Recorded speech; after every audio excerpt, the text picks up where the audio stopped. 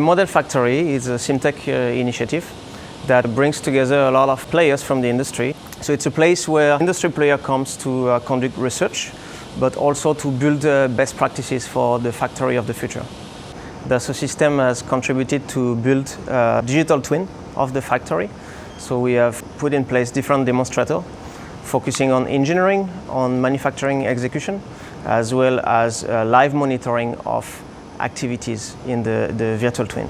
Digital twin has a lot of benefits for the industry, and a lot of companies are now exploring new ways of planning their manufacturing activity as well as monitoring for better productivity. Starting at the planning phase, companies can easily generate scenarios and simulate them before actual implementation. And also in the execution phase, companies are able to better monitor and trace what is actually happening on the shop floor or even on multiple distant shop floors.